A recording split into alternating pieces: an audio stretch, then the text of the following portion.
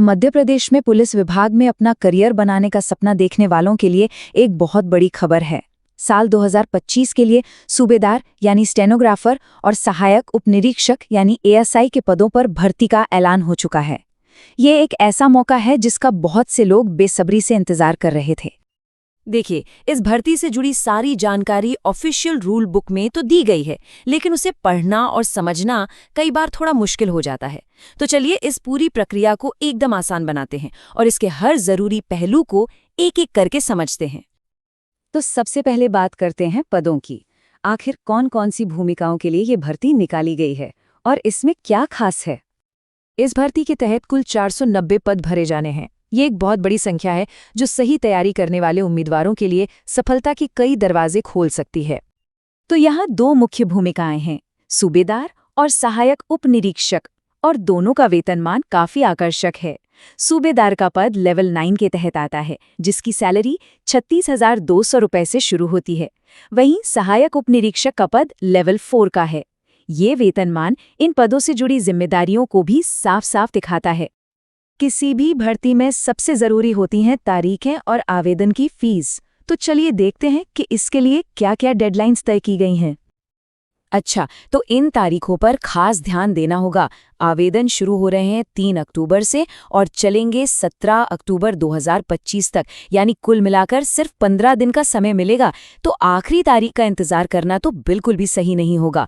और परीक्षा वो 10 दिसंबर से शुरू होने की उम्मीद है, मतलब तैयारी के लिए मोटे तौर पर सिर्फ 2 महीने का ही वक्त है। अब फीस की बात करें तो अनारक्षित वर्ग के लिए ये 500 रुपये है। वहीं मध्य प्रदेश के मूल निवासी और आरक्षित उम्मीदवारों को सिर्फ 250 रुपये देने होंगे। यहाँ एक ध्यान देने वाली बात यह है कि अगर आवेदन किसी कियोस्क से करते हैं तो 60 रुपये का पोर्टल चार्ज लगेगा, लेकिन खुद ऑनलाइन भरने पर यह सिर्फ 20 रुपये है।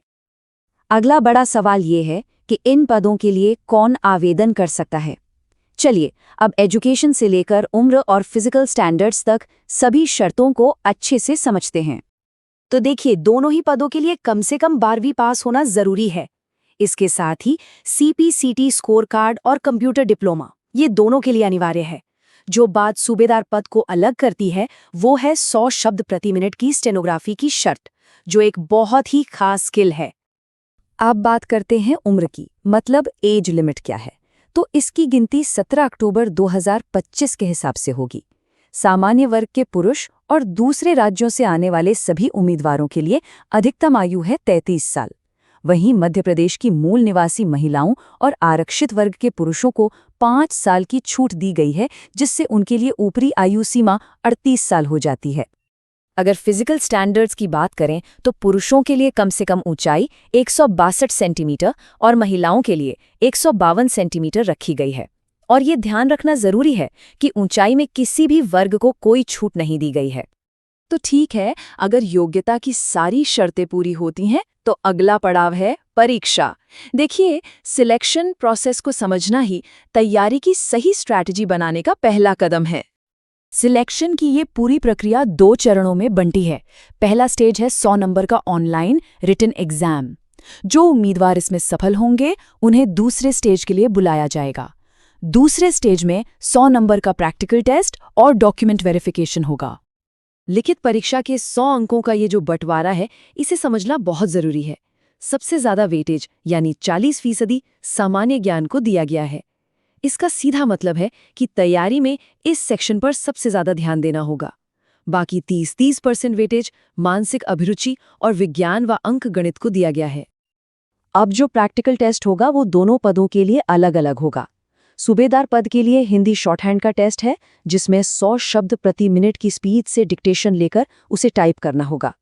वहीं सहायक उपनिरीक्षक पद के लिए 600 शब्दों का एक हिंदी पैसेज टाइप करने की परीक्षा होगी। तो इन सभी चरणों के बाद फाइनल सिलेक्शन कैसे होगा, चलिए इसके सबसे जरूरी नियम को समझते हैं। ये सबसे अहम बात है।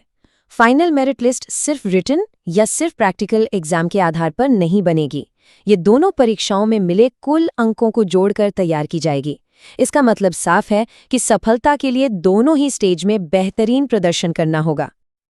आखिर में कुछ और जरूरी बातें हैं जिनका ध्यान रखना होगा। आवेदन के लिए आधार रजिस्ट्रेशन अनिवार्य है। सभी सर्टिफिकेट्स 17 अक्टूबर 2025 से पहले के बने होने चाहिए। दूसरे राज्यों के आवेदक सिर्फ अनारक्षित यानी अनरिजर्व्ड कैटेगरी में ही आवेदन कर सकते हैं। और हाँ, सिलेक्शन के बाद 3 साल का प्रोबेशन पीरियड होगा, जिसके दौरान वेतन की जगह क्रमशः 70, 80 और 90% स्टाइपेंड मिलेगा। कहते हैं किसी भी लक्ष्य को पाने की पहली सीढ़ी होती है सही जानकारी। अब जब भर्ती की पूरी रूपरेखा सामने है तो असली सवाल ये है कि उम्मीदवारों की तैयारी की रणनीति क्या होगी, क्योंकि सही रणनीति के साथ तैयारी आज से ही शुरू हो सकती है।